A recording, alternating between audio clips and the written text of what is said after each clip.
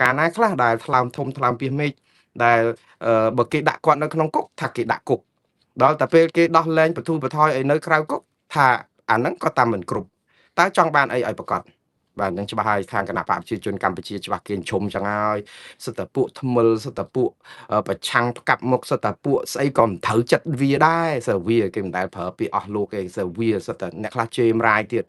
ដូចថាវាធុតទុកបុកម្នេញផ្លូវចិត្តគេខ្លាំងមែនតើដែលស្អីគេដោះលែងលោកកម្មសខាគេលើកលែងទោសឲ្យគេឲ្យមានសេរីភាពអីលាក់នឹងលាក់ឲ្យនៅតែមិនផ្គាប់ចិត្តហ្នឹងតើធ្វើអីដែលអស់លោកត្រូវអស់លោកហ្នឹងធ្វើអីឲ្យត្រូវចិត្តអាហ្នឹងខាងគណៈបកប្រជាជនកម្ពុជាគេឌីលគេជេរខាងអ្នកនៅក្រៅស្រុកឬក៏អ្នកដែលហ៊ានរិះគន់អារឿងដោះលែងហ្នឹងណាក៏តែបងប្អូនមិនមែនរឿងឌីលមិនមែនរឿងស្អីទេយើងតថភាពជាក់ស្ដែងដែលនៅក្នុងសង្គមហ្នឹងថាតើ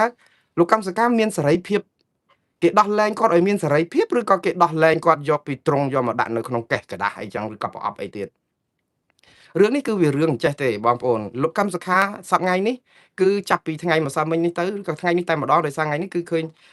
បរិយាញ្ញាគេចោះយកលិខិតមួយយកទៅជូនលោកកម្មសខានេះលិខិតរបស់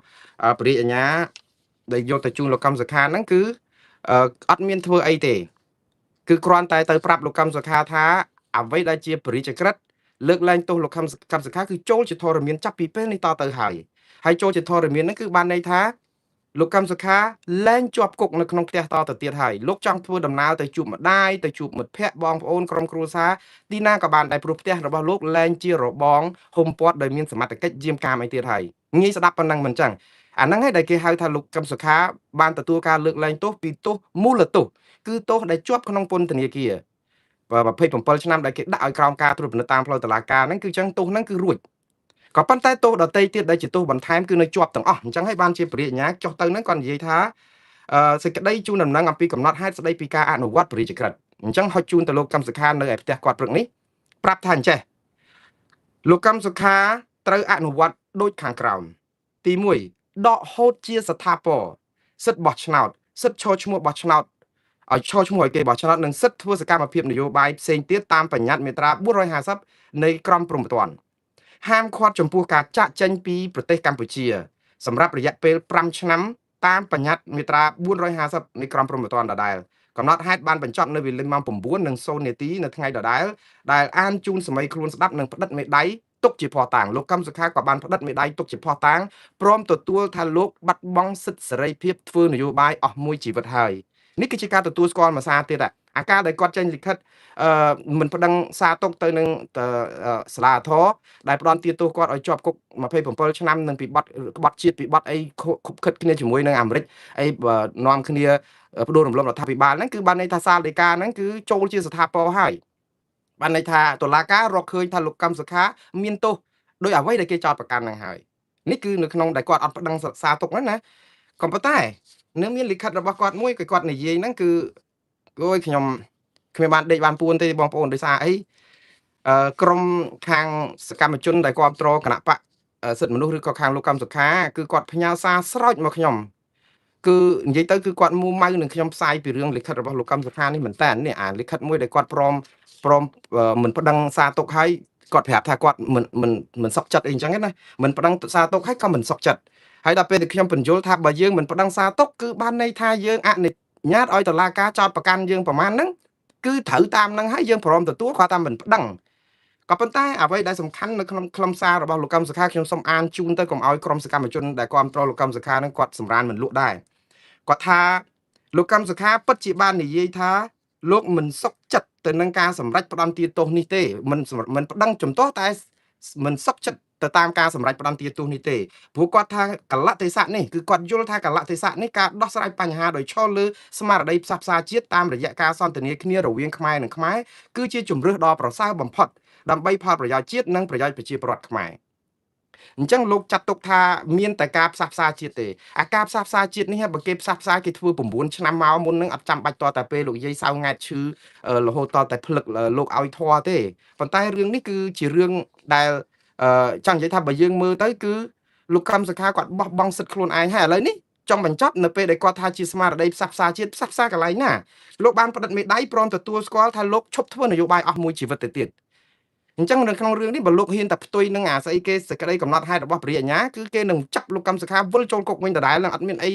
រំលងទេព្រោះជាជុងហើយនឹងកក់តា លោកកងសខាគឺជាកុកអានេះគឺជាជុងឯនេះហើយឥឡូវគាត់ផ្តិតមេដៃគាត់ផ្តិតមេដៃនៅចំពោះពរិយអាញាប្រាប់ថាគាត់ព្រមទទួលយកថាគាត់បាត់បង់សិទ្ធិធ្វើនយោបាយអស់មួយជីវិតបាត់បង់ទាំងសិទ្ធិធ្វើនយោបាយបាត់បង់ទាំងសិទ្ធិឈរឈ្មោះឲ្យគេបោះឆ្នោតបាត់បង់ទាំងសិទ្ធិបោះឆ្នោតទៀតអញ្ចឹងគាត់អាចទៅឈរឈ្មោះជាប្រធានគណៈបកនយោបាយផ្ញើសារនយោបាយនិយាយសកម្មភាពនយោបាយគឺអីទាំងអស់ហ្នឹងគឺអត់ដូច្នេះគាត់ចេញមកពីគុកហ្នឹងគឺចេញពីគុកជាប់គុកដដែលហ្នឹងវាអត់មានចេញពីគុកឲ្យបានរួចមានសេរីភាពពាក្យថាសេរីភាពហ្នឹងវាអត់មានទេគាត់ថាគាត់រួចពីការដែលមិនជាប់នៅក្នុងផ្ទះគាត់អាចទៅមើលម្ដាយចាស់ជរាគាត់ដែលនៅដង្ហើមចុងក្រោយនឹងបានក៏ប៉ុន្តែគាត់អាចធ្វើនយោបាយអីបានដូច្នេះគឺនិយាយទៅគឺដូចថាអានោះដូចគុកកម្មលោកីដែរណាបងប្អូនដូចអ្នកដែលមានចំណងអំពីអីរៀបការឲ្យដូចជាប់គុកអ្នកខ្លះថាដូចជាប់គុកកម្មលោកីហ្នឹងគឺអញ្ចឹងគឺគុកដូចគ្នាគ្រាន់តែមួយគុកមានលបងមួយគុកអត់លបងហើយអាគុកអត់លបងនេះគឺគ្រោះថ្នាក់មែនតើព្រោះអីគាត់បាត់បង់សិទ្ធិសេរីភាពគ្រប់បែបយ៉ាងអារឿងនេះហើយដែលធ្វើឲ្យសហគមន៍អន្តរជាតិគេថ្កោលទោសគាត់សុំទោសមិនមែនថ្កោលទោសលោកកម្មសខាទេថ្កោលទោសរដ្ឋាភិបាលកម្ពុជាអង្គការសិទ្ធិមនុស្សអន្តរជាតិគឺអង្គការឃ្លាំមើលសិទ្ធិមនុស្សអន្តរជាតិ Human Rights Watch គឺបានចេញសេចក្តីថ្លែងការណ៍ធ្ងន់ធ្ងរចាត់ទុកថាការដែលដោះលែងលោកកម្មសខានេះវាគ្រាន់តែជាយុទ្ធធម៌ដោយអន្លើគេប្រើពាក្យថា partial justice គឺយុត្តិធម៌ដោយលើបានន័យថាយុត្តិធម៌តាមការជ្រើសរើសនេះម្ដុំនោះម្ដុំមិនមែនជាយុត្តិធម៌ដោយស្មោះត្រង់ទេទី2អង្គការនេះគឺចាត់ទុកថាការដែលរដ្ឋបិទសិទ្ធិសេរីភាពនយោបាយលោកកម្មសខានេះគឺជាការរំលោភបំពានសិទ្ធិមនុស្សដ៏ធ្ងន់ធ្ងរដដែលតាក់ទងនឹងសិទ្ធិសេរីភាពនយោបាយរបស់ប្រជាពលរដ្ឋជាពិសេសមេបកប្រឆាំងរូបនេះហើយថ្កោលទោសយ៉ាងដាច់អហង្ការតាក់ទងនឹងការហាមឃាត់សិទ្ធិសេរីភាពនយោបាយរបស់លោកកម្មសខាអ្នកដែលថ្លែងសារនេះគឺអ្នកស្រី Island Pearson ដែលជាប្រធានឬក៏នាយិការបស់អង្គការឃ្លាំមើលសិទ្ធិមនុស្សអន្តរជាតិដែលចេញសេចក្តីថ្លែងការណ៍ហើយសេចក្តីថ្លែងការណ៍គាត់នេះត្រូវបានសារព័ត៌មានលើអន្តរជាតិទាំងអស់យកមកដកស្រង់មាន Reuters មាន The Diplomat The Hill ABC News ឬក៏ BBC ឬក៏សារព័ត៌មានអន្តរជាតិទាំងអស់ដកស្រង់ប្រសាសន៍របស់អង្គការលើកលែងទោសអន្តរជាតិនេះយកមកផ្សាយអំពីការថ្កោលទោសនិងខកចិត្តណាហើយនឹងចុងក្រោយគឺតកតងនឹងនៅតែសារព្រោះការភ័យខ្លាចដល់ប្រជាពលរដ្ឋដែលមាននិន្នាការនយោបាយខុសពីគណៈបកប្រជាជនដដែលហ្នឹងចំណុច3ដែលអង្គការឃ្លាំមើលសិទ្ធិមនុស្សអន្តរជាតិនេះថ្កោលទោសហ្នឹងគឺចុចខ្លាំងទៅលើចំណុចទាំង3មិញហ្នឹងគឺយុត្តិធម៌ដោយអន្លើថ្កោលទោសចំពោះការរដ្ឋបិទសិទ្ធិសេរីភាពនយោបាយលោកកម្មសុខាដែ